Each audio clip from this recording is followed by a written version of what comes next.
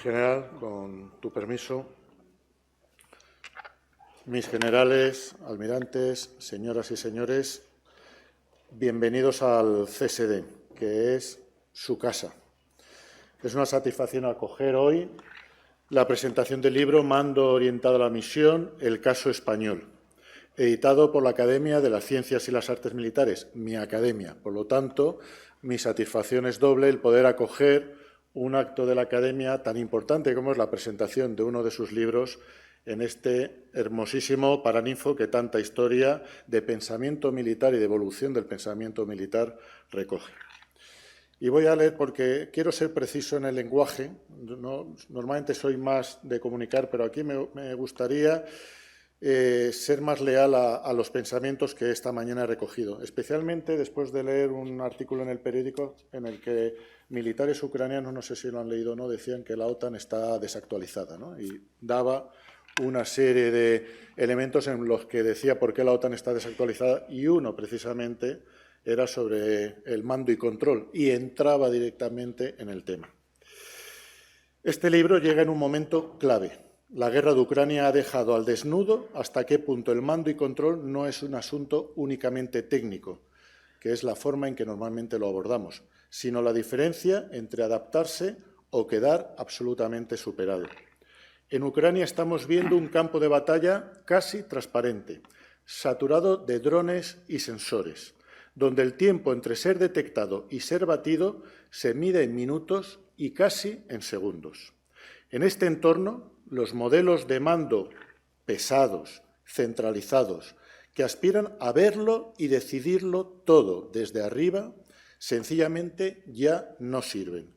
Las unidades que sobreviven y son eficaces son las que operan con iniciativa en los escalones más bajos, y hablamos hasta pelotones de infantería, con responsabilidades claras, pero delegadas, y con un propósito de misión muy bien explicado y entendido.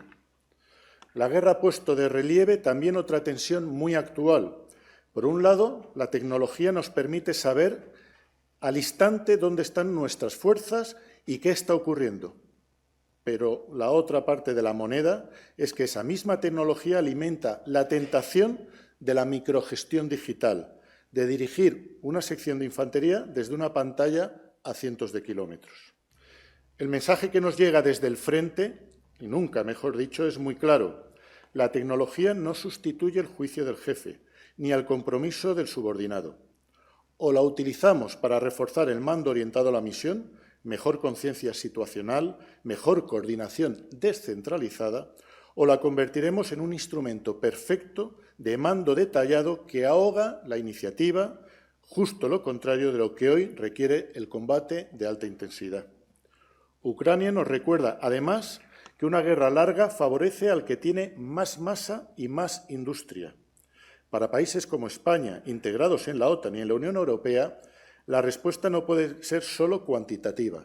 Y yo en los periódicos solo veo la dimensión cuantitativa. Parece que para el martillo todos son clavos y que con dinero vamos a ganar la próxima guerra. Y no. Pasa por mantener una ventaja cualitativa, por ser capaces de maniobrar mejor, decidir más rápido y explotar las oportunidades fugaces que abre el combate. Y eso solo es posible con una cultura de mando que confíe de verdad en sus cuadros, que los forme para decidir y que los respalde cuando asumen riesgos razonables. En este contexto, el libro que hoy presentamos es especialmente oportuno. No es un tratado abstracto, analiza qué es realmente el mando orientado a la misión, cómo encaja con nuestra tradición militar, qué barreras culturales encontramos y qué cambios organizativos necesitamos si hablamos en serio de aplicarlo en España. Y, sobre todo, dialoga muy bien con las lecciones que estamos viendo en Ucrania. La necesidad de acortar el ciclo de decisión, de aceptar que la incertidumbre no se elimina, solo podemos aspirar a gestionarla, y de entender la confianza como un auténtico centro de gravedad de la organización militar. Para el CSD, que tiene la responsabilidad de formar a los cuadros que mañana aplicarán estas ideas en nuestras Fuerzas Armadas, este libro es una herramienta muy valiosa. Tomar nota en el Departamento de Organización y Liderazgo. Nos ofrece un marco conceptual sólido y al mismo tiempo nos obliga a mirarnos al espejo y preguntarnos si nuestros planes de estudio, nuestros ejercicios y nuestra propia cultura de mando están alineados con lo que ya está enseñando la realidad del combate. Por lo tanto, quiero felicitar a la Academia y a sus autores por situar este debate donde debe de estar, no en un futuro lejano, sino en el presente operativo que marca la guerra de Ucrania y el nuevo escenario estratégico en el que estamos embebidos. Así que muchas gracias por su presencia y por su confianza en el CSD y les invito ahora a escuchar a los autores y a aprovechar este acto como lo que es una oportunidad para pensar con humildad, pero también con ambición, la forma en que debemos mandar y combatir en el siglo XXI.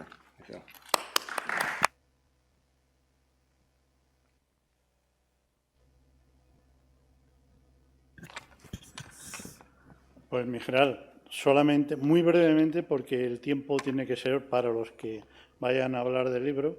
En primer lugar, dar las gracias a todos los que están aquí, bien directamente, bien a través de streaming, hoy o cuando lo puedan ver en el canal YouTube de la Academia, en el que también estará depositado, por estar hoy aquí, y dar las gracias al CSD por habernos permitido presentar aquí este libro.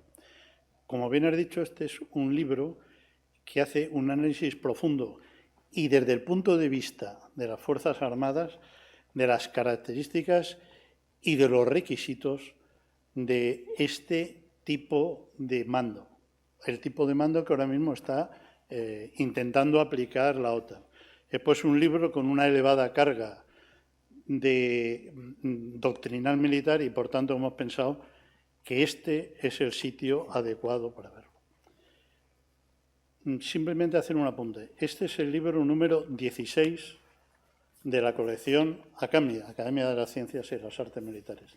La semana que viene se presentará el número 17, lo digo por lo que has hablado de liderazgo, que se titula Los colaboradores del líder militar.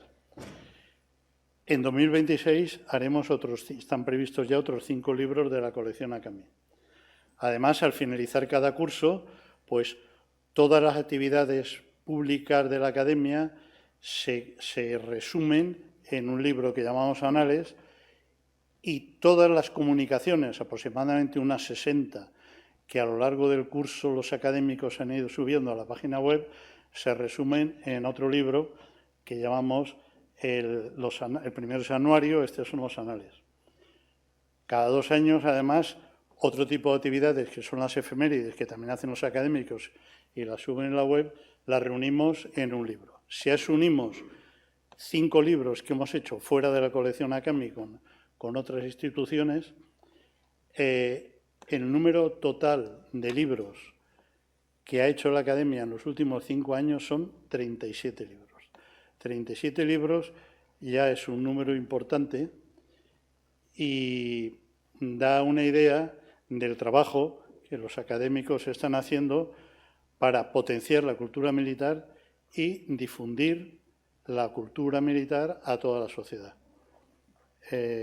Nuestro lema, como bien sabes, el lema de tú y mí y nuestra, la de todos ustedes, Academia, es saber el pasado, conocer el presente y descubrir el futuro de nuestras Fuerzas Armadas y Guardia Civil. En eso estamos día a día y estamos encantados de que ustedes puedan seguirnos bien directamente asistiendo a nuestras reuniones, a nuestros actos públicos, o bien a través de la página web de la Academia o de esa retransmisión al streaming que todos nuestros actos se hace y que luego quedan depositados en el canal YouTube de la Academia. Gracias por ello y, como digo, les esperamos. Muchas gracias.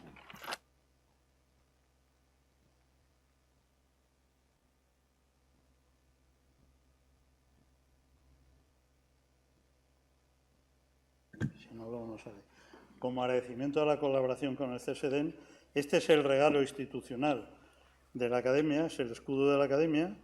La diosa Minerva, diosa de la sabiduría y de la estrategia militar, se representa como se representa siempre: escudo, lanza y casco, y con el búho de la sabiduría en la mano. Y el lema, stire, conocer y menire, saber, conocer, descubrir al que me he referido antes. Mi general, es un placer y un honor colaborar con el CSD. Mi general, como ya habéis puesto la bandera, decir que aquí sois bien acogidos siempre para presentar cualquier libro, porque todos van a tocar los temas de interés militar que le interesan al CSD. O sea que siempre que queráis usar esta instalación para presentar algún libro, la tenéis a vuestra disposición. Muchísimas gracias.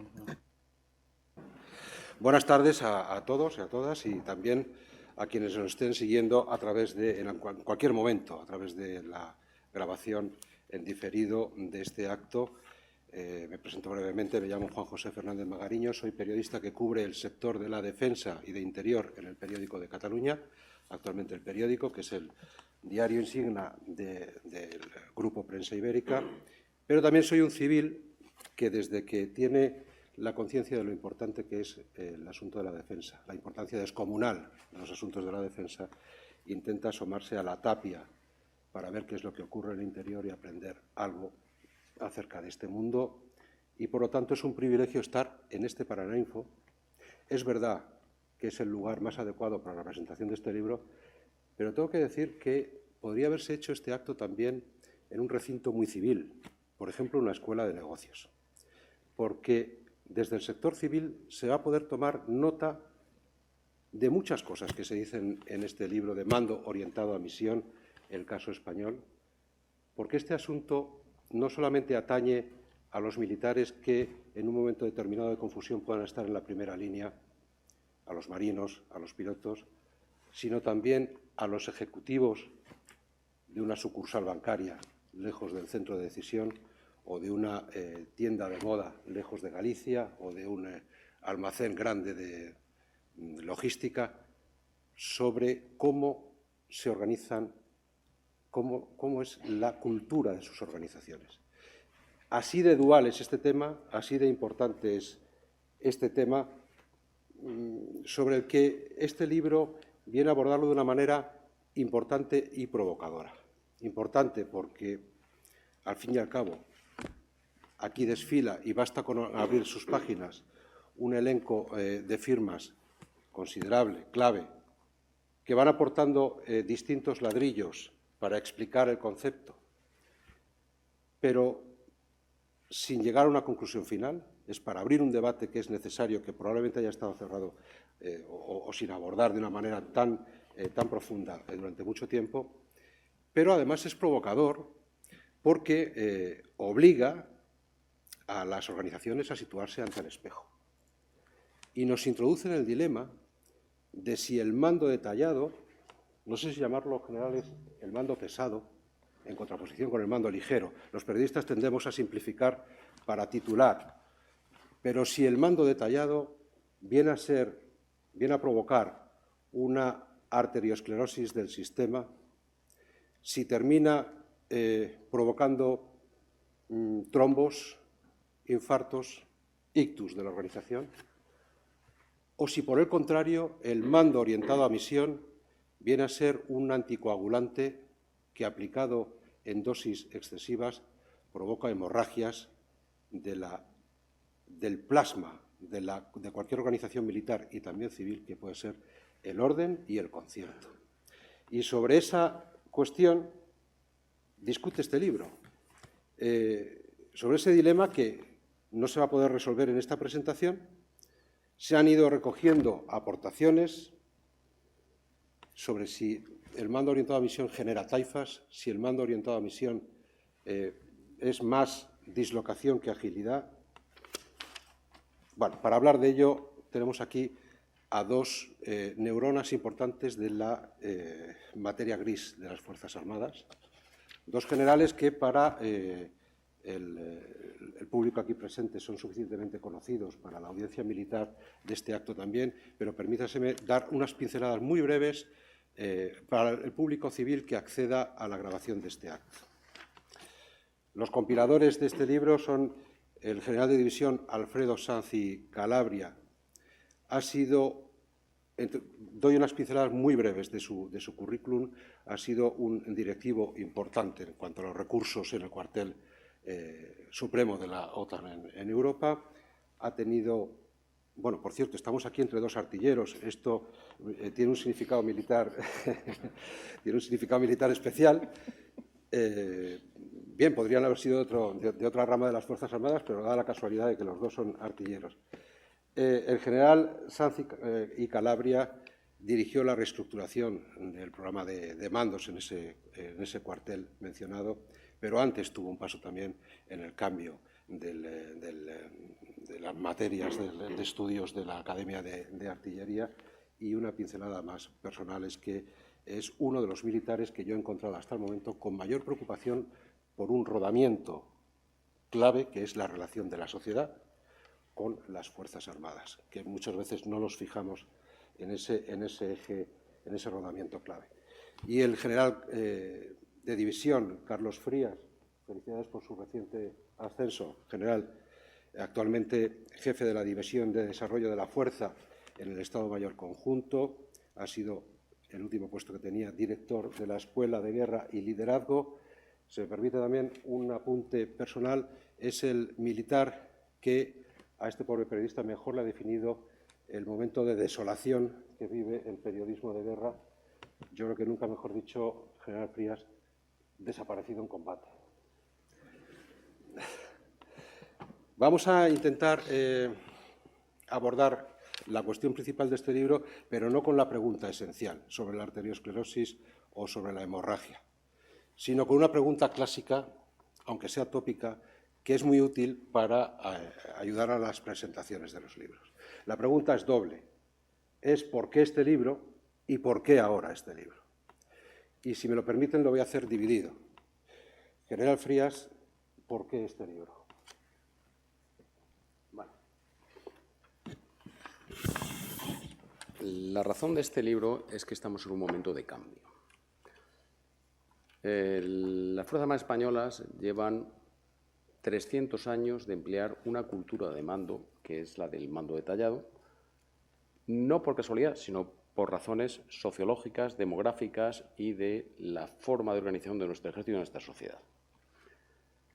Era un ejército que en el siglo XVII era un ejército XVIII, esencialmente un ejército mercenario, un ejército donde la tropa la importábamos de las zonas más pobres de Europa, que eran Alemania, Suiza, Irlanda, donde la oficialidad la componían la pequeña nobleza española y los jefes eran la gran nobleza española. Era un ejército absolutamente dividido en castas, prácticamente estancas, y sobre todo la tropa que venía eran los alemanes más pobres, los suizos más pobres y los irlandeses más pobres.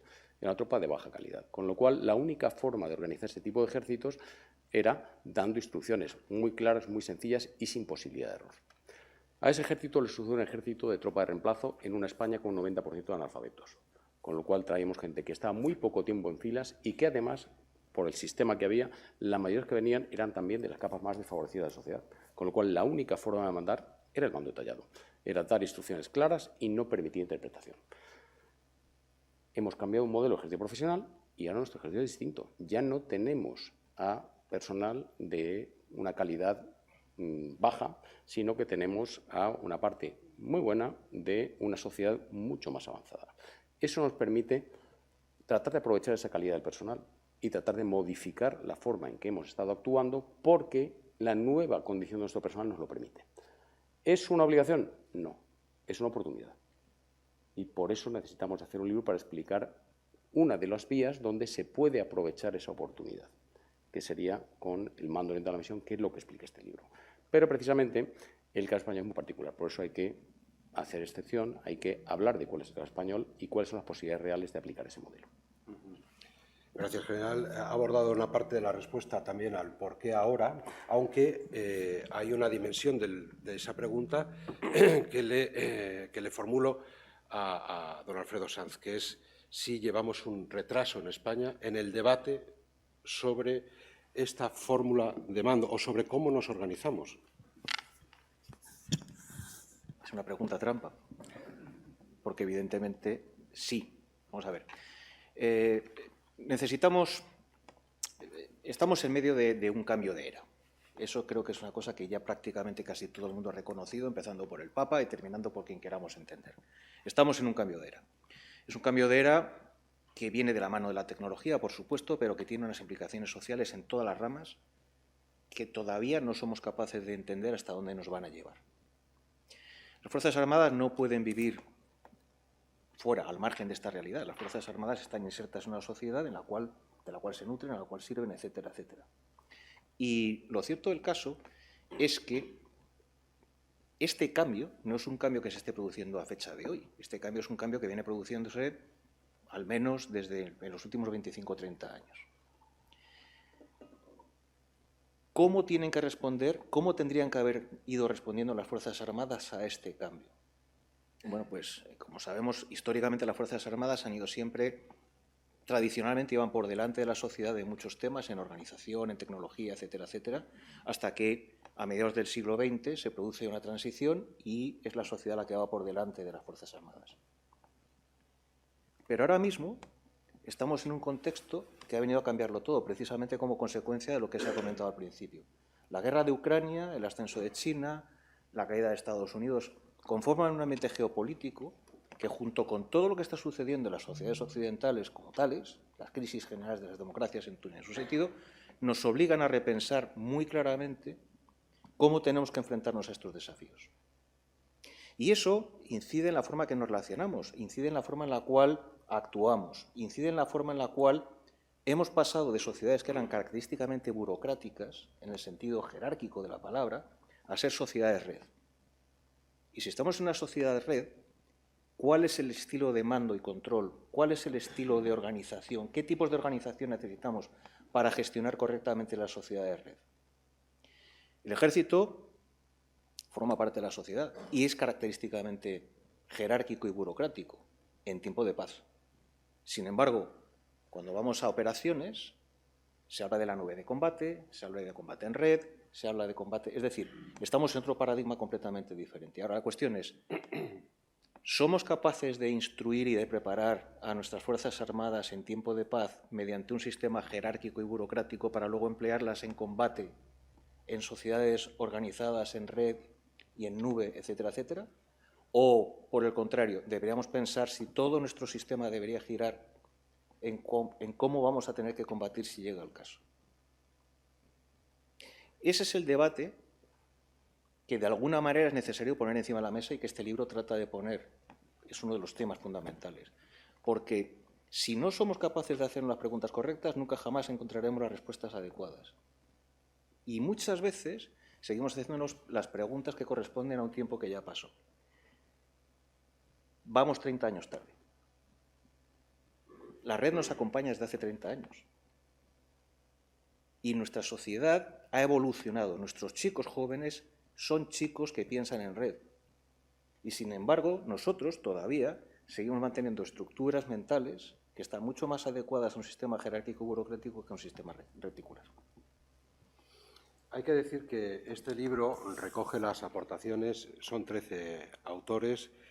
No voy a leer toda la lista para no ser exhaustivos y que me perdonen aquellos que no mencione, pero para que sepan, especialmente los que no tienen en este momento el libro delante, que están las firmas pues, de quien fue, por ejemplo, almirante jefe de la flota, don Juan Rodríguez Garat, o de quien ha sido el director del Departamento de Seguridad Nacional, el general Miguel Ángel Ballesteros, y otras muchas firmas de cada una colocando su ladrillo. Y estos dos compiladores han confeccionado, han ordenado y han limpiado el mosaico para que sea inteligible. Permítaseme una pregunta desde el punto de vista del estilo. Mando orientado a misión y el artículo ¿qué ha pasado con él y por qué no está en el título del libro? Esta pregunta tiene su gracia porque cuando el concepto es un concepto que en realidad nace históricamente en Prusia, aunque hay autores que piensan que incluso es anterior al Auftragstactiv prusiano. Y a partir de ahí deriva en el Mission Command anglosajón y cuando llega a España, sobre todo el Ejército de Tierra lo traduce como mando orientado a la misión. Y con el mando orientado a la misión es como se populariza. Sin embargo, hemos creído oportuno reformular el concepto en mando orientado a misión, porque no es un mando orientado a la misión, a una misión. Es un mando orientado a la misión conjunta de las Fuerzas Armadas. Por lo tanto, es mando orientado a misión. No es una misión específica, sino es una forma de pensar, es una filosofía. En realidad, el mando orientado a misión, y es una de las cosas fundamentales que este libro aporta, o que hemos pretendido aportar, es que el mando orientado a misión no es una función de combate, no es un procedimiento, es una filosofía de la organización. Y eso es clave, es una filosofía de la organización. Y esa filosofía de la organización, cuando se materializa, termina convirtiéndose en una cultura. La clave es esa, es filosofía y cultura. Si no entendemos eso, jamás entenderemos cómo funciona el mando orientado a misión. Reducirlo a mando orientado a la misión era ponerle un corsé que le hace poca justicia a lo que necesitamos en este caso, que es un concepto mucho más amplio. Bien, pues llegamos a un acuerdo sobre cómo se llama, pero intentamos establecer, General Frías, un acuerdo sobre cómo se define. El día que esta academia edite, dentro de su, espero, creciente producción editorial, es importante que las instituciones en España dejen de ser ágrafas después de la crisis que hemos vivido, y esta academia editando 36 libros en tan poco tiempo es un ejemplo digno de aplauso. Cuando editen un diccionario de términos militares, General Frías, ¿cómo se definirá? Mando orientado a misión, dícese de... Bueno, esta es una de las grandes polémicas que hemos tenido a lo largo del libro, porque efectivamente no es un término que tenga una interpretación única. Es más, es un término extraordinariamente amplio y extraordinariamente rico. De hecho, a lo largo del libro y leyendo las contribuciones de los autores, yo he aprendido mucho y he modificado mi forma de pensar en no pocos aspectos. Lo que sí tiene en común, creo que entre todos los que hemos escrito, es que consideramos que el mando orientado a la misión, lo primero, como ha dicho el general Sanz, es una cultura, no es una modalidad, no es una forma de mando, sino es una cultura que debe impregnar a toda la organización, que se basa en descentralizar la autoridad hasta el nivel de mando que tenga la información más adecuada para tomar una decisión dentro del propósito de su jefe, que es un elemento fundamental, que es lo que permite dar coherencia a todas esas decisiones. Siendo así, luego, como veremos, a lo largo de la obra aparecen muchos matices y muchos puntos que es interesante reflejar. O sea que la definición, esta es una definición relativamente sencilla, pero que, ya digo, que en el libro aparecen muchísimos aspectos muy interesantes y en algunos casos que tienen una trascendencia mucho mayor de lo que parece, relativa no solo a la forma de ejecutarlo, sino también a las raíces profundas que hay dentro. Voy a buscarle una excrescencia a la definición. El mando detallado es una zona de confort de la actual generación de generales españoles, y a ver quién me contesta esta pregunta. Bueno, es para ti, Carlos. Vamos a ver, el mando detallado no es una zona de confort. Lo que sí es cierto es que, como digo, digamos 300 años de inercia. A todos los que estamos ya con cierta edad nos han educado en el mando detallado, que es lo que hemos vivido, con lo cual es muy difícil salirse de ese marco. Decía Fuller que lo único más difícil que meter una idea nueva en la mente de un militar es sacar una idea vieja. Hemos puesto una idea vieja de 300 años. Es decir, que no es fácil salir de ella. Sin embargo, yo en la experiencia mía es que hay una verdadera voluntad de intentar cambiar las cosas. También hay que decir que el mando detallado y el mando orientado a la misión son dos extremos de un abanico muy grande de posibilidades. Y todo el mundo está en algún punto intermedio de ellos. Hay unos más cerca de un extremo y otros más cerca de otro. Pero no podemos decir que estemos todos en un extremo, en el mando detallado, ni todos en el mando orientado a la misión, ni que haya gente en un extremo o en otro. Estamos en diferentes puntos de ese abanico, cada uno más cerca de un lado y otros más cerca de otro. También es verdad que yo creo que no hay ningún ejército en el mundo, ninguna Fuerzas Armadas, que tenga un modelo puro. Todos están en algún lugar de ese abanico de posibilidades. Y nosotros, las personas, pues también estamos ahí, por razones de educación, de cultura, de experiencia, de carácter. ¿Que estamos más en el mando detallado? Bueno, lo sorprendente sería que fuera lo contrario. Si estuviéramos más cerca del mando orientado a la misión, probablemente no habría hecho falta escribir el libro. Con lo cual sí es verdad, pero también es cierto que hay buenas razones para ello. Delegar hasta que nos sintamos incómodos, dice el vicealmirante Roca, el jefe del mando conjunto del ciberespacio, lo decía en una reciente intervención en las jornadas STIC del Centro Criptológico Nacional, para explicar la imposibilidad de que el comandante de este mando conjunto esté detrás de todas las pantallas de ese mando, que por cierto se van a multiplicar en existencias. Ahora bien, eso de delegar hasta sentirse incómodos implica cesiones por parte del alto mando. ¿Hasta qué punto los generales están dispuestos a que su protagonismo tradicional en las operaciones militares se diluya? Yo creo que el problema no es tanto de los generales, es un problema social. Es un problema social en líneas, o sea, en su conjunto. El problema fundamental deviene de que, bueno, los militares tenemos un dicho que es muy claro y es que la responsabilidad ni se delega ni se comparte. Tú eres siempre responsable de aquellos objetivos y de aquella misión que te encomiendan. Y eso vale no solamente para los generales, eso vale para cualquiera, incluso en el ámbito civil. O sea, dentro de una empresa tú eres responsable de lo que te toca hacer. En fin.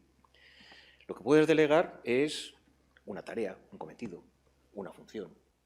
Pero la responsabilidad global de lo que tienes que alcanzar siempre es de quien es.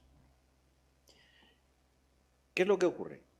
Que realmente si tú quieres alcanzar ese objetivo, sobre todo en este mundo en el cual las cosas se mueven a la velocidad que se mueven, y como he dicho es una sociedad red, en la cual tú no puedes tener nunca control sobre todos los nodos de la red, es imposible, porque el número de interacciones que se producen se multiplica de manera exponencial, la única posibilidad que tienes es empujar hacia abajo la capacidad para tomar las decisiones que haya que poder tomar, entendiendo que para eso tiene que existir una cierta orquestación, una cierta sincronía entre todo lo que se hace. Eso es el propósito. O sea, el propósito lo que nos permite es que cada uno de los nodos de la red por sí mismo pueda tomar las decisiones que tiene que tomar, coadyuvando al esfuerzo general de todo el conjunto. Delegar, delegar y delegar, sí. Delegas tareas, delegas funciones, delegas responsabilidad solo ante ti, solo ante quien ha delegado la función. La responsabilidad última siempre recae en aquel que tiene la responsabilidad sobre el conjunto de lo que tenga que hacer. O sea, ese es el tema. ¿Qué es lo que sucede? Bueno, pues este es un problema que es el mismo con el que se enfrenta cualquier padre con un hijo adolescente. Cuando tú a tu hijo le das la primera vez la oportunidad de decir, hala, sal, y le estás enfrentando a un conjunto de riesgos que tú conoces, tienes que ser capaz de gestionar tus miedos.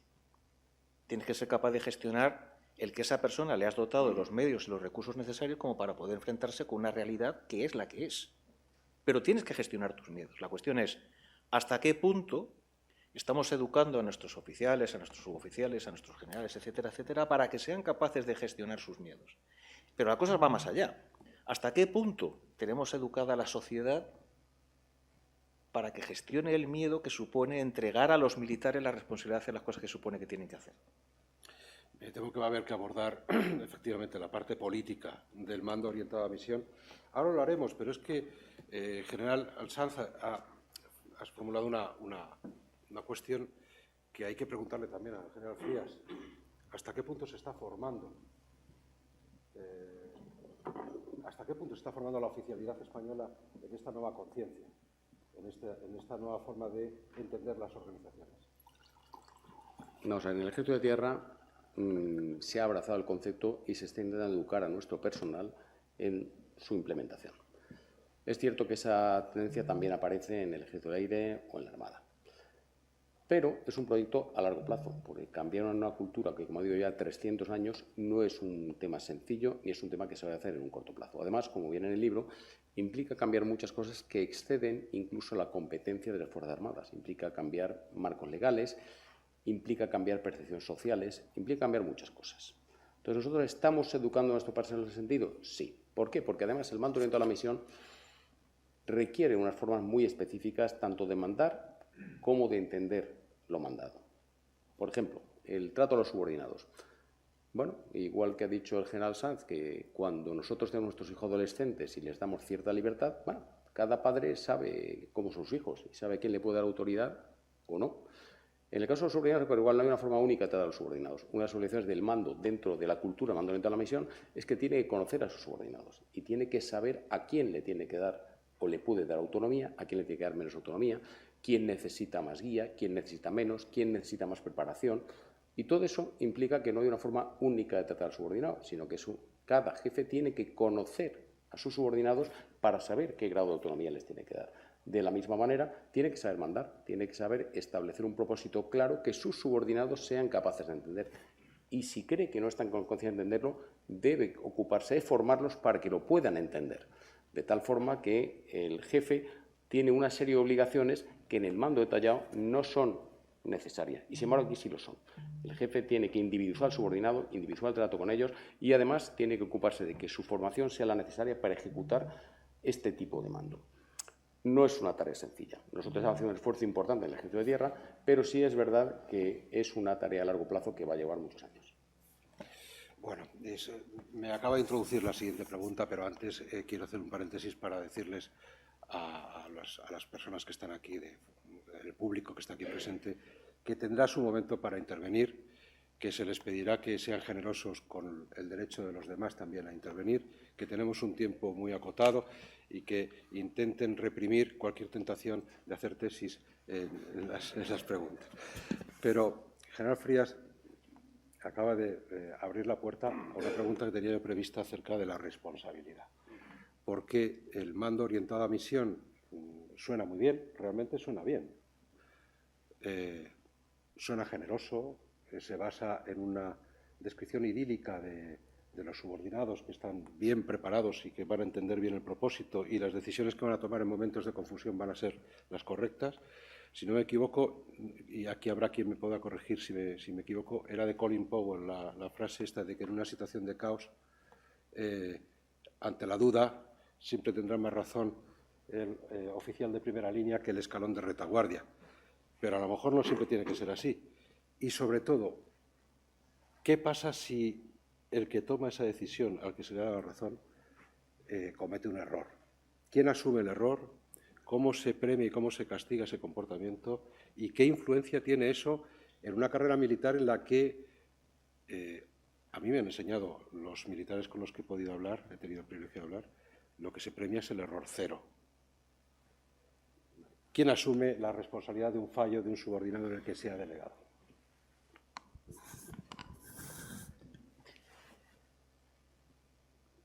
Esta es una de las claves fundamentales porque no es solamente un tema, repito, no solamente un tema específico de las Fuerzas Armadas, sino que es incluso un tema del contrato social entre las Fuerzas Armadas y el conjunto de la sociedad y el gobierno. No hay cosa que pueda paralizar más a una organización que el síndrome de fallo cero. Es un poco lo que has dicho al principio, cuando hablabas de la arteriosclerosis. O sea, la trombosis y el ictus. Y el ictus, ¿vale? Entonces, hay que encontrar un cierto equilibrio en esto. Es decir, no puedes permitir que la gente tome decisiones poco meditadas o sin los fundamentos que tienen que tener. Y obviamente eso pasa por diferentes cuestiones. Primero, la gente tiene que tener la preparación y la educación suficiente para saber qué es lo que tiene que hacer. Técnica y moral. O sea, normalmente el combate siempre se produce en situaciones en las cuales hay situaciones complejas desde el punto de vista moral y la gente tiene que tener la capacidad para poder evaluar cuál es la situación que tiene en cada caso, en cada momento. Qué casualidad, en el periodismo también pasa eso. Lo mismo, ¿verdad? ¿Te suena de algo? La segunda cuestión que no es menor es que tienes que saber diferenciar lo que es un fallo catastrófico de aquel que no lo es. Y cada uno tiene que entender que cuando en un momento determinado toma una decisión, se está arriesgando en muchos casos a producir un fallo catastrófico. ¿Vale? Pero eso no debe paralizar a la organización. La organización tiene que tener los mecanismos, perdón por la palabra, pero es que está muy de moda, de resiliencia suficientes como para, en primer lugar, si hay alguien que comete un error, tratar de que ese error no se convierta en catastrófico para toda la organización, aunque sea catastrófico para un punto concreto de ella, pero no que se extienda a toda la organización. Es decir, no nos podemos consentir el que en un momento determinado caiga toda la red eléctrica, por ejemplo. ¿Vale? Puede caer un nodo, pero eso no quiere decir que caiga toda la red eléctrica. Y luego, si algo pasa, tiene que tener la capacidad para poder recuperarse de una manera rápida sobre lo que sucede. Es decir, la organización tiene que tener los mecanismos suficientes para ser capaces de absorber los fallos que se produzcan en un momento determinado. Y hay que dotar a la gente que tiene que tomar las decisiones de diferentes herramientas. El primero es, como ya he dicho, conocimiento, cultura, moral, etcétera, preparación. El segundo es información. La gente tiene que tener la información necesaria para poder tomar la decisión y entender que las decisiones tienen que ser contingentes, es decir, no puede ocurrir que todas las decisiones se tomen siempre en el mismo sitio, sino que dependiendo de la situación, la decisión habrá que tomarla en el nivel más bajo, en el intermedio o en el más alto. Depende de lo que estemos tocando en cada momento de la situación que haya. Pero eso requiere de algo que es fundamental dentro de todo esto, que es lo que los militares llamamos unidad de doctrina. Es decir, tiene que haber una corriente de pensamiento que, sin ser única, sea lo suficientemente coherente para que todo el conjunto de la organización actúe de una forma, perdón por el palabra, autopoética, que sea capaz de autoorganizarse. Porque, repito, estamos en una sociedad red. La gracia de la sociedad red es precisamente esa, la capacidad para autoorganizarse en un momento determinado cuando falla un nodo. Estaba pensando, por cierto, no en la red, no en la sociedad red, sino en las redes sociales y en la lectura que el nuevo ecosistema de comunicación puede hacer de esta novedad, de si se implementa esta novedad, si las Fuerzas Armadas deciden finalmente implementarla, hacerlo de una forma mixta o directamente abandonar la idea. En el caso de un conflicto, habrá un sistema de responsabilidades dentro de las Fuerzas Armadas, pero también habrá un sistema de asunción de responsabilidades y de transformación de la responsabilidad, según el relato, en el sistema político. ¿De qué se tiene que despojar el poder político para hacer posible el mando orientado a misión de una forma honrada y precisa dentro de las Fuerzas Armadas, general Frías? Bueno, hablar de lo que tiene que hacer a nivel político es difícil, pero sí es cierto que no es decisión de las Fuerzas Armadas adoptar el modelo de mando a la misión o no. Es un tema que excede la competencia de las Fuerzas Armadas porque implica una serie de cambios legales y administrativos de mucho calado. Y como ha dicho antes el general Sanz, esto tiene mucho que ver con el contrato social entre las Fuerzas Armadas y la sociedad en su conjunto. Nosotros estamos ahora mismo en un marco legal muy restrictivo que limita mucho la autoridad que tienen las Fuerzas Armadas en su conjunto y, lógicamente, todos los escalones que se encuentran dentro de ella. Tenemos un sistema, un código penal militar, un régimen disciplinario que se caracteriza porque el bien jurídico protegido es la disciplina, no el buen funcionamiento de las Fuerzas Armadas, sino la disciplina, es decir, premia la obediencia. Es un sistema que está basado en una cultura de cero errores. Cualquiera que tome decisiones arriesgadas tiene siempre la posibilidad de equivocarse y nuestro sistema castiga al que se equivoca. Yo pongo siempre un ejemplo que es pintoresco, pero es cierto. Hay dos cosas que no prescriben nunca, que son los crímenes contra la humanidad y las faltas militares. Si yo asesino a alguien, dentro de 20 años me cancelan los antecedentes. Si me arresta por llegar tarde a una formación, en 20 años me sigue contando el historial en todas las evaluaciones hasta que me retire. No hay caducidad posible. Es decir, el régimen que tenemos es un régimen que está pensado para otro tipo de ejército. Además, es un régimen que está orientado a resultados. Una decisión es buena o mala en tanto el resultado que dé, no en tanto el proceso que me ha llevado a ella. Es decir, no existe la posibilidad de salir indemne de un mal resultado, aunque se haya seguido un procedimiento lógico y racional. Entonces, todo eso son cosas que hay que cambiar y eso excede la capacidad de Fuerzas Armadas. Es el marco legal, el marco disciplinario y, como ha dicho el general Calabria, ese contrato entre la sociedad y sus Fuerzas Armadas que debería ser diferente. El mando orientado a misión exige, y aquí abro comillas, una muy alta calidad personal y profesional y una amplia tolerancia al error, dice el teniente general García Servet en su capítulo. Y uno que es un simple periodista atisba aquí un problema, y es que en este mundo de redes sociales, en plena guerra, y se ha visto, por ejemplo, en ambos bandos, en el frente de Ucrania, en las sociedades, incluso en la sociedad rusa y también en la sociedad ucraniana, donde hay aguacero de opiniones, la tendencia a la tolerancia con el error es cero. En una sociedad democrática me da la impresión de que se encajan también incluso peor los errores.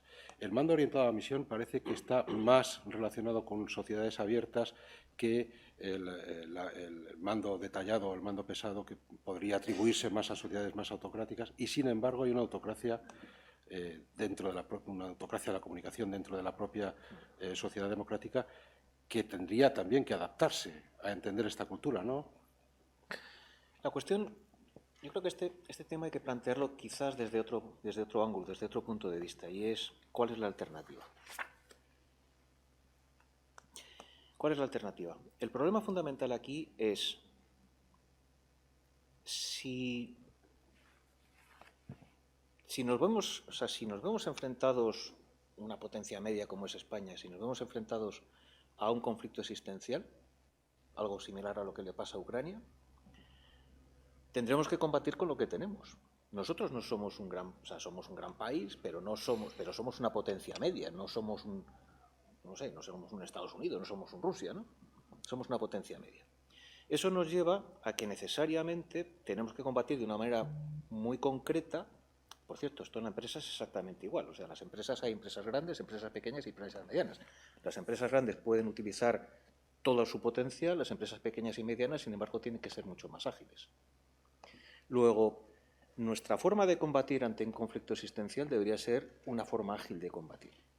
Es lo que en términos militares llamamos doctrinas de maniobra, mientras que las potencias grandes pueden utilizar doctrinas de desgaste. En las empresas pasa exactamente igual. Si vas a utilizar una doctrina de maniobra, necesariamente vas a tener que utilizar mando orientado a misión. El problema es que en tiempo de paz, ¿cómo preparas a esa fuerza para utilizar esa doctrina de maniobra y, por tanto, el mando orientado a misión, cuando típicamente en tiempo de paz vas a tener una resistencia al fallo de cero? Por eso he hablado antes de la necesidad de que exista ese contrato social, porque tienes que entender que en realidad tú tienes unas Fuerzas Armadas no para tu día a día en paz, sino por si las cosas en un momento determinado vienen mal dadas y te enfrentas a un conflicto existencial. Y esto nos lleva a un debate muy importante, y es ¿por qué tenemos Fuerzas Armadas? O sea, ¿realmente tenemos unas Fuerzas Armadas para qué? Si tenemos unas Fuerzas Armadas para que en un momento determinado, si existe un conflicto existencial, den la respuesta que se supone que tienen que dar, hay que dotarlas de los medios, de los recursos, de la organización, de la filosofía, de lo que necesiten para que sean eficaces en ese momento. Entendiendo que no puedes improvisar, tú no puedes ese contrato social al cual he hecho mención en varias ocasiones, ese contrato social no lo puedes improvisar. No puede ser que llegue el día que comienza el combate y de repente te enfrentes con él. ¿Por qué? Porque si eso sucede, vas a perder un tiempo que es clave y que te puede hacer perder zonas completas de tu territorio, como por ejemplo ha ocurrido en Ucrania con el Donbass, con Gerson, con Zaporilla, etcétera, etcétera. Es decir, tienes que tener la capacidad para reaccionar desde el primer día y no tienes tiempo para generar ese estado de opinión. Entonces, ¿qué sucede? Pues que tendrás que hacer lo necesario para educar a la ciudadanía. Hay que hacer una pedagogía, que es la que hay que hacer para que entiendan que, al igual que existe en la empresa una gestión inteligente de los riesgos, en las Fuerzas Armadas hay que hacer también gestión inteligente de los riesgos. Esto significa, cuando digo gestión inteligente, estoy utilizando esa gestión inteligente, es decir, tú no puedes arriesgarte porque sí. Tienes que arriesgarte en donde te tienes que arriesgar, porque te tienes que arriesgar y porque hay un objetivo detrás que es de carácter superior. Entonces, ese tipo de razonamiento es el que todavía no está en el debate público, pero deberíamos planteárnoslo alguna vez, pienso yo. Los que adquieran este libro, y esto también se lo digo a los espectadores que estén siguiendo este acto a través de la retransmisión en diferido, se van a encontrar, precisamente, por lo que decía el general, una frase. Y esto llamará la atención a esos ejecutivos que leen libros de Sun Tzu o que les ha dado por leer al general Petraeus o a Svarkov, en fin, una frase extraída de la Guerra de las Galaxias. Le dice el maestro Yoda: hazlo o no lo hagas, pero no lo intentes. ¿Qué significa por qué este prefacio? Hazlo o no lo hagas, pero no lo intentes, es un poco el corazón del problema. Es decir, necesitamos este libro, lo que pretende poner encima de la mesa es el debate. Este libro no trae una solución, no es cuestión de decir, oiga, el mando orientado a misión es la solución del problema, no, es una solución del problema, puede haber otras. Pero lo peor que te puede ocurrir si decides implementar una filosofía de la organización es quedarte a medias. Es decir, si nosotros ahora mismo, por ejemplo, tenemos una filosofía concreta, que es la del mando detallado, y decidimos pasar a mando orientado a misión como paradigma de la filosofía de la organización, lo peor que te puede ocurrir es quedarte a medias. Porque no tendrás ni una cosa ni otra, no tendrás ni las ventajas del mando detallado ni las del mando orientado a misión. Y estarás poniendo en riesgo lo que es más fundamental, que es la capacidad de las Fuerzas Armadas para operar en un caso de conflicto. Entonces, hazlo o no lo hagas, pero no lo intentes. O sea, si vas a por el mando orientado a misión, sé consciente de los problemas a los que te vas a enfrentar, que son los que ha mencionado antes el general Frías. Hay que retocar probablemente el régimen de promociones y ascensos, hay que retocar probablemente la Ley de Defensa Nacional, hay que retocar probablemente el Código de Justicia Militar y hay que retocar probablemente el régimen disciplinario. De manera que tengamos un sistema que sea resiliente y que sea capaz de absorber los fallos siempre y cuando se haya hecho una gestión inteligente de los riesgos. Va a haber que encontrar un político que le apetezca tanto retoque. Bueno, pues por eso probablemente, como terminamos en el libro diciendo, oiga, este cambio, salvo que se produzca una situación catastrófica, léase una guerra en Ucrania o algo por el estilo, probablemente no se pueda abordar en menos de 2 generaciones. Por tanto, ese hazlo, no lo hagas, pero no lo intentes, es precisamente una llamada de atención sobre ese aspecto. Es decir, si se toma la decisión de ir al mando orientado a misión, hay que ser consciente de que esto nos va a costar 2 generaciones. Pido paciencia a quienes están deseando ya intervenir.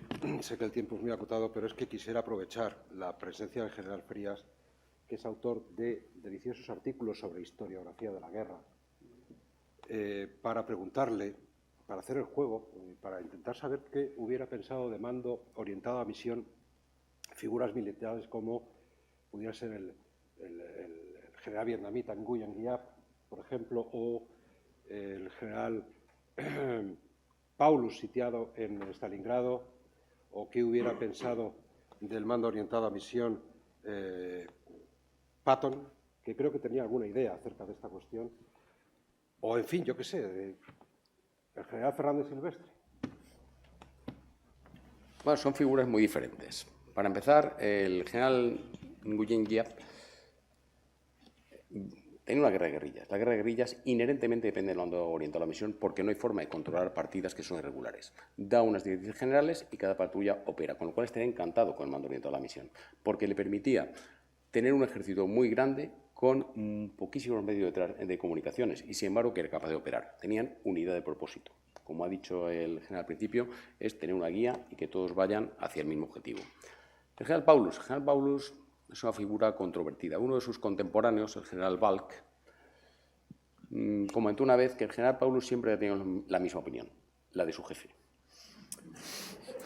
No era un gran genio militar y, de hecho, se encerró en Stalingrado en unas condiciones de las que él solo hizo imposible salir. Podríamos entrar por qué, pero en ese caso el mando orientado a la misión ciertamente ni lo aplicó ni se planteó siquiera la posibilidad de desobedecer las órdenes que había recibido. Otros, hemos dicho, Patton era el general más maniobrero del ejército americano, lo que tampoco es mucho decir. A Patton, de hecho, al final de la guerra le preguntaron que quién había ganado la guerra y dijo que qué pregunta estúpida, la había ganado la artillería, como siempre. La forma de combatir el ejército americano es una forma de fuegos. Patton intentó salirse de ese marco y le costó mucho, y le costó muchos disgustos y tuvo muchos problemas. El ejército americano en esa época era el paradigma del mando detallado. Entonces, claro, cualquiera que intenta salirse de la línea lo lleva mal. Patton, de hecho, tiene fama de ser un rebelde y, de hecho, tiene bastante mala fama dentro de sus contemporáneos del ejército norteamericano. Le acusan de indisciplinado, le acusan de todo lo que se puede acusar a alguien que practica el mando orientado a la misión en un ejército con cultura de mando detallado. Y el general Fernández Silvestre, bueno, es otra figura también controvertida. Lo que sí es cierto es que Fernández Silvestre es una figura trágica, en el sentido de que fue el pagano de muchos errores que no eran suyos.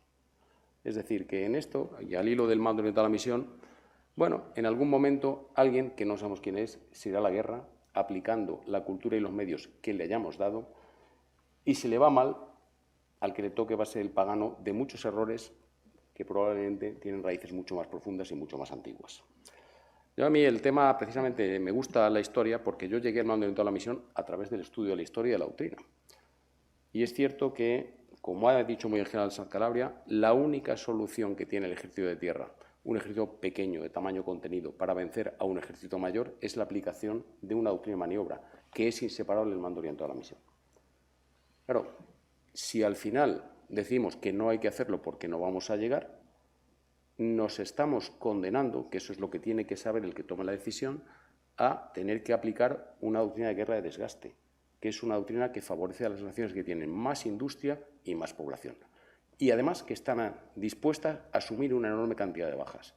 ¿Podemos hacerlo nosotros? Es decir, que hazlo o no lo hagas, sí, pero yo creo que al menos en la parte terrestre hay muy pocas opciones.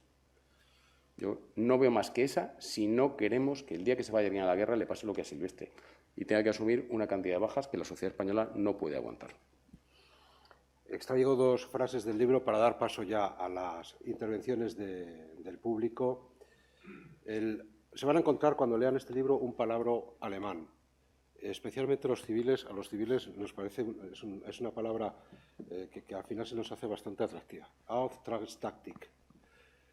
Dice en uno de los capítulos en que repasa la historia de este concepto que ese palabra no supone una dejadez del mando ni un amparo de la insubordinación. Luego, más adelante, dice que el mando detallado, el contrario al mando orientado a misión, potencia el valor de la disciplina, traducida en una aceptación acrítica del plan y el cumplimiento estricto de lo planeado.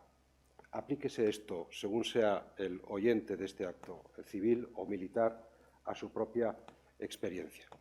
Abrimos, si les parece, generales, el turno para las intervenciones del público, para quien quiera formular alguna pregunta o alguna observación acerca de esta cuestión.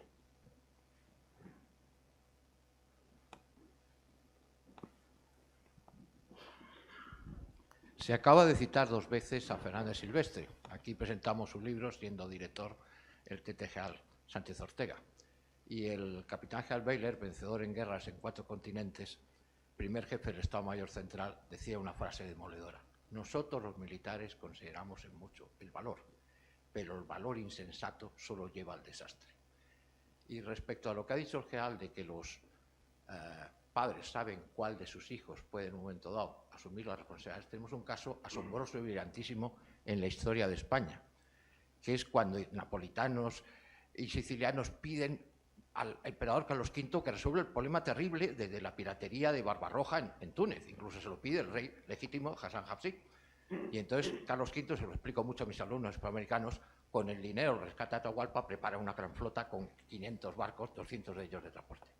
Y allí pues hay un jovencísimo, con solo 28 años, el gran duque de Alba, que con cierto mal mirado por el marqués del Basto, por el conde de Benavente y por el duque de Osuna, tiene ese mando en tierra y vence 2 veces. Curioso que en 2 años se ha sacado el mes de enero con su dibujo. Y termino.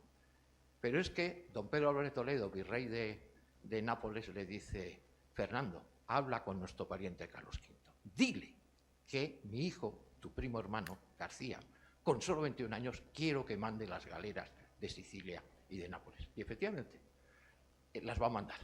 Y es el que vence en Túnez, vence en Malta, vence en Martiga. Y termino diciendo, qué pena que no haya muchas señoras aquí, que si las italianas, francesas y españolas no llevan ahora chador y hijab, es gracias a un genio de la guerra como era García Toledo, que ganó todas las batallas en las que participó.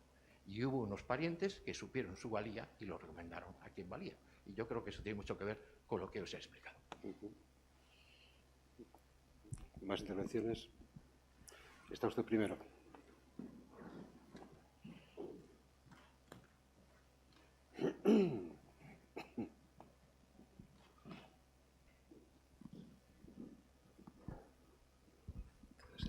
Hola, mis generales. Soy el teniente coronel Fernando Rojas, profesor de esta casa.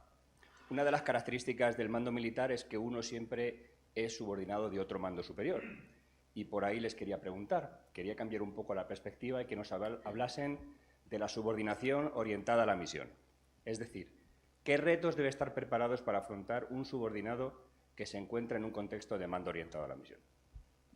Interesante. Pues efectivamente, El ser subordinado en un ejército con una cultura de mando de la misión, igual que ser jefe, tiene características especiales. El subordinado lo primero que tiene que saber es que tiene que estar capacitado no para ejercer su función, sino para comprender sus tareas al menos un escalón por encima, idealmente 2. Es decir, un jefe de compañía tiene que entender perfectamente cómo funciona el batallón y, mejor todavía, si conoce cómo funciona la brigada. Un ejemplo histórico muy conocido es el del teniente Rommel en la batalla de Caporetto. Era teniente, empieza mandando su sección, tiene éxito y le acaba mandando refuerzos y llega a mandar un grupo de combate de casi 1000 hombres. Consigue cortar la retaguardia de los italianos y hacer 15.000 prisioneros.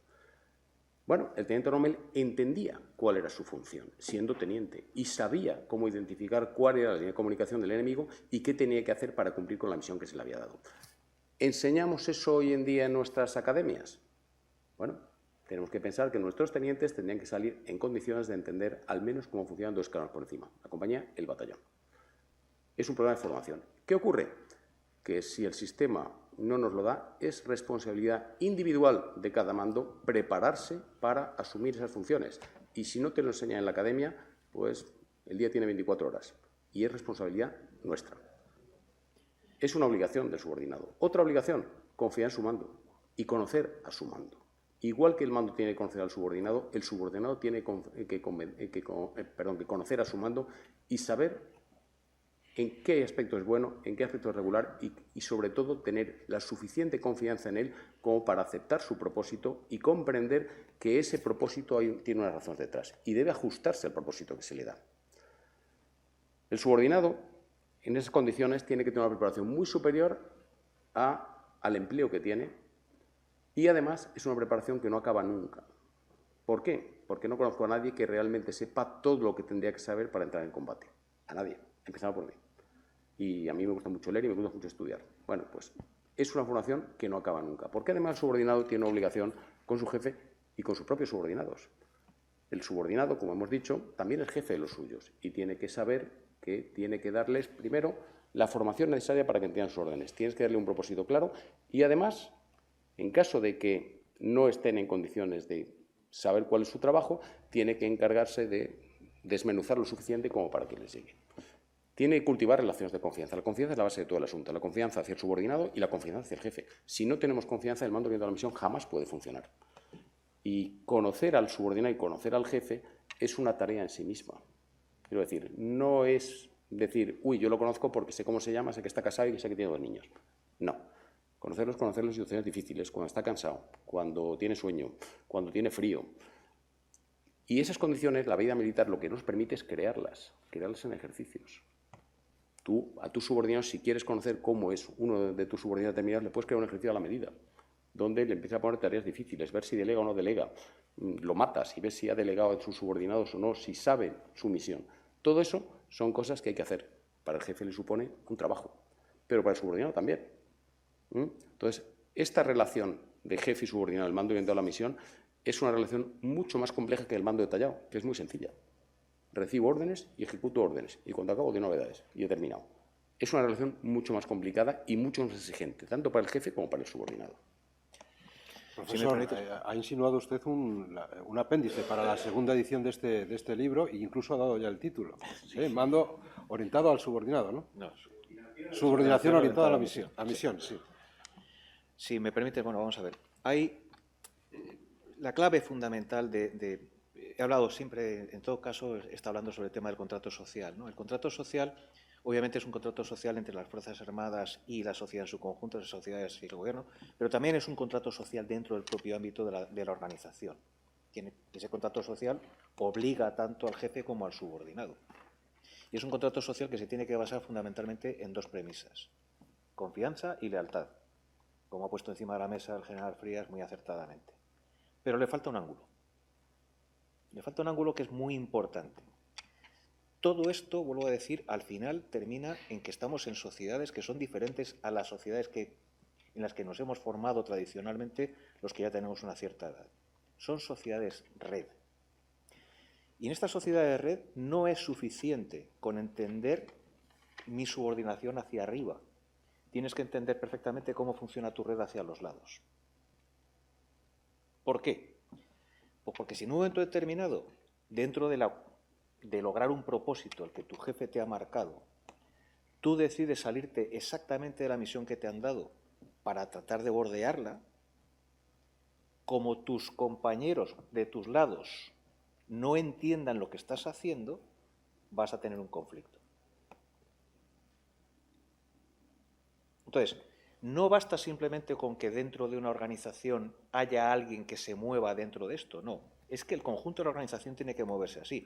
Luego, el concepto de subordinación cambia, porque no solamente es que sea una subordinación hacia arriba, es una subordinación hacia el propósito, y es hacia el propósito común de toda la unidad. Y tiene que haber una cohesión muy importante entre todos los que están dentro del mismo escalón para entender exactamente qué es lo que está sucediendo en un campo de batalla que se mueve. Y digo campo de batalla, igual otra vez al caso anterior, o sea, en una empresa pasa exactamente igual. O sea, cuando se mueve una rueda, pues todo el mundo tiene que entender cómo se está moviendo esa rueda, si se está saliendo del camino esperado. ¿Me explico?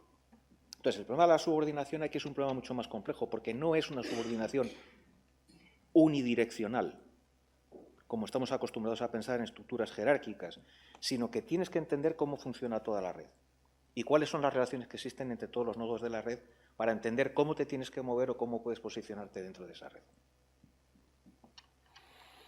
Tenemos otro turno, la que correspondía. Hola, muchas gracias por las presentaciones generales de Visión. Quería comentar, me gustaría saber cuáles son los países históricamente que han tenido más mando orientado a misión. Se me ocurre el ejemplo de Israel, que es famosa su Yuppa, el ingenio, siempre ha dejado a sus oficiales actuar. Y aquí se ha puesto el ejemplo de Estados Unidos, que es una sociedad anglosajona, digamos, un poco más cerrada y tiene un mando más pesado. Me gustaría saber más ejemplos y cuál es vuestra opinión. Bueno, vamos a ver.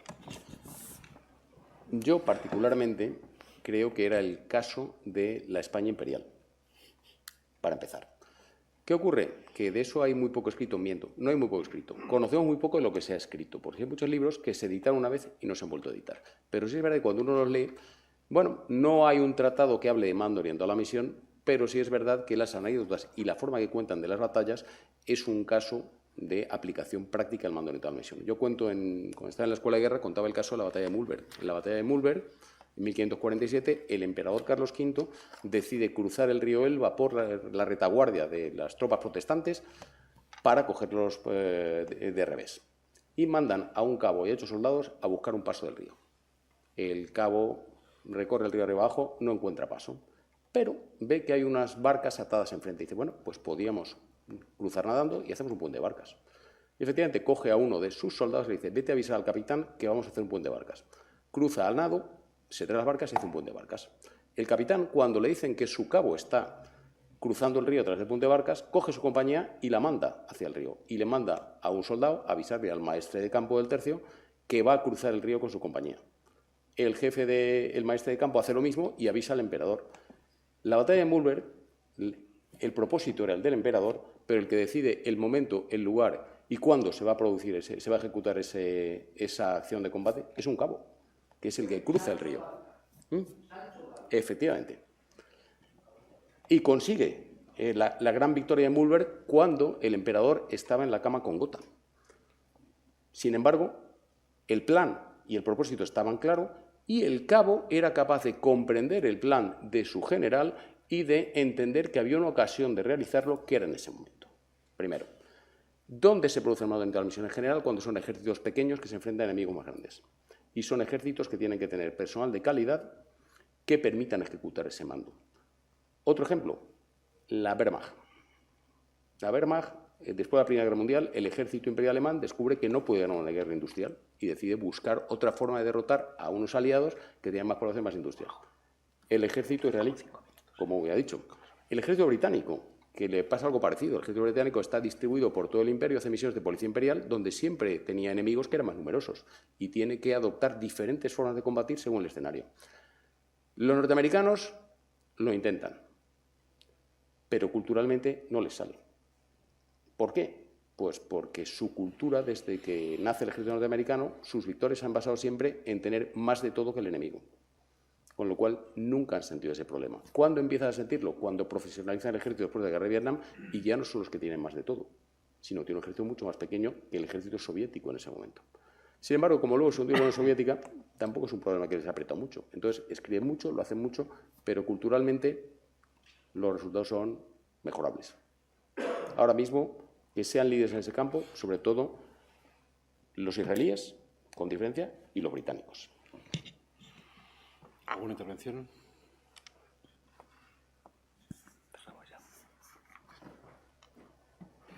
Me parece, ¿no hay más peticiones de palabra?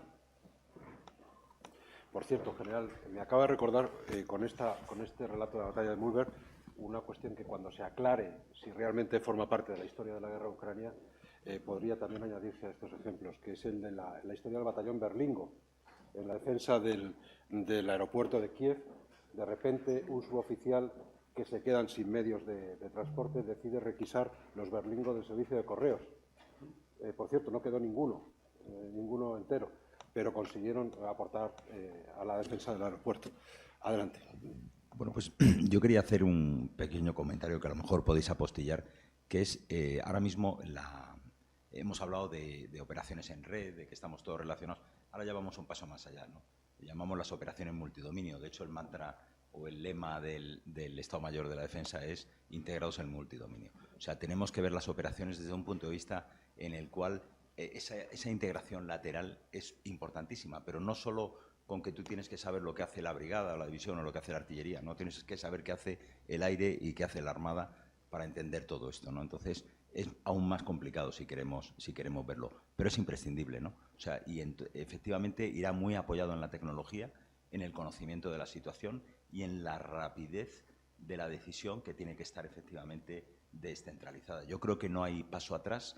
Habrá unas cosas, yo creo que dentro de la normativa, bueno, pues hay cosas que se puede flexibilizar. Es decir, cuando nosotros vamos a aplicar un código disciplinario, una determinada falta, esa instancia de parte. Luego, nosotros mismos matizamos si vamos a incoar esa acción o no, porque vemos que hay una serie de circunstancias que no es el caso, ¿no? O sea, que yo creo que tampoco es tan rígido de que nos podemos quedar en medio, pero bueno, esa es mi visión. Totalmente de acuerdo. Vamos a ver, el futuro lo que nos lleva es precisamente al combate multidominio. Y además de los dominios tradicionales, recordemos que ahora mismo hay otros 2 o 3 más, en los cuales precisamente este concepto de la red es mucho más importante todavía que en los dominios tradicionales. Si hablamos de ciber o hablamos de espacio, es absolutamente imposible no pensar en red. Imposible. Y es en esas condiciones donde precisamente más se va a notar esta necesidad de descentralizar. Antes comentabas el caso del general del mando ciber, que decía delegar hasta que duela. Es que es así. O sea, hoy en día la velocidad a la que se producen las situaciones, los hechos, no permite que la información fluya hasta los escalones más altos para poder tomar las decisiones. Tiene que ser el operador el que las tome. Si pensamos, y es fácil caer en la tentación de que la tecnología va a arreglarlo todo y pensar que la inteligencia artificial va a resolver el problema, mi opinión es exactamente la contraria. O sea, al final, la inteligencia artificial, o sea, cuando estamos en combate, y me da igual que el combate sea combate ciber, al final hay que decirle a la inteligencia artificial cuáles son las reglas de enfrentamiento, por ejemplo. Entonces, la capacidad para variar las reglas de enfrentamiento a la velocidad que el combate exige, no estoy hablando ya de tomar una decisión de carácter técnico de si ataco tal cosa o tal otra, no. La capacidad para cambiar las reglas de enfrentamiento a la velocidad que el combate exige va a exigir una formación de nuestros operadores, incluso en los niveles más bajos, mucho más seria, mucho más importante de lo que ahora mismo pensamos. Porque tendrán que evolucionar a la velocidad a la que la inteligencia artificial sea capaz de tomar decisiones. Y este es uno de los grandes retos que tenemos precisamente por delante y para el cual, evidentemente, si no entendemos cuál es el fundamento del mando orientado a misión, no vamos a ir a ninguna parte. Bueno, estamos en la parte ya finalísima. Hemos abusado, de hecho, incluso un poco del tiempo, pero es que realmente todo el contenido de las conversaciones era muy, muy interesante. Esta mañana decía el GEMA, en un desayuno que ha ofrecido a los periodistas, parafraseando al secretario general de la OTAN, que no estamos en guerra, pero tampoco estamos en paz. Y desde ese punto de vista formulo la pregunta de cierre para cualquiera de los dos compiladores que me la quiera contestar. El debate postergado, que ahora se retoma con este libro, que se emprende de una forma sólida con este libro, sobre el mando orientado a misión, ¿es un debate existencial para las Fuerzas Armadas? Yo creo que la pregunta iría mucho más allá. El problema no es existencial para las Fuerzas Armadas. La cuestión ¿es un debate existencial para España?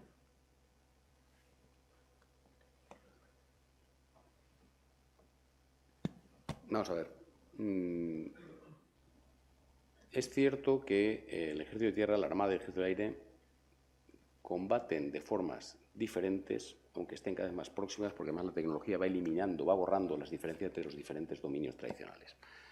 Pero al menos para el Ejército de Tierra, ya digo que las opciones son una doctrina de desgaste que implica guerra, conflictos largos, conflictos muy costosos en dinero y en sangre, o intentar vencer en conflictos cortos, arriesgados y empleando un ejército reducido, que es lo que tenemos.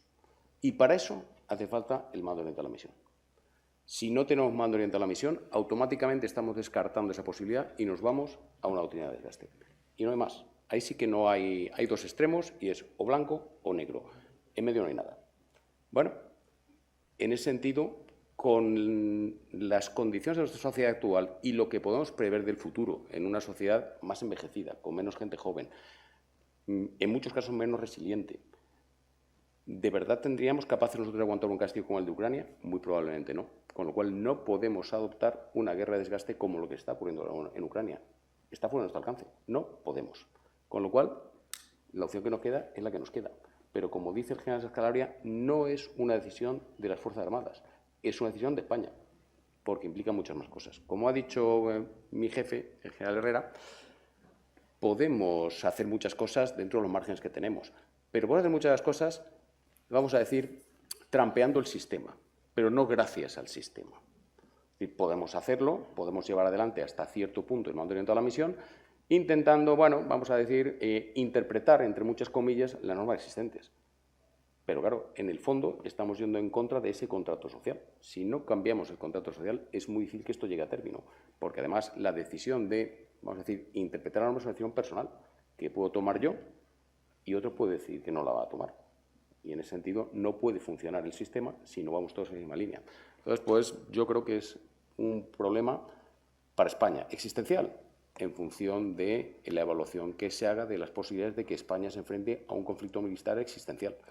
Si creemos que eso puede ocurrir en el futuro, sí estamos ante una decisión existencial.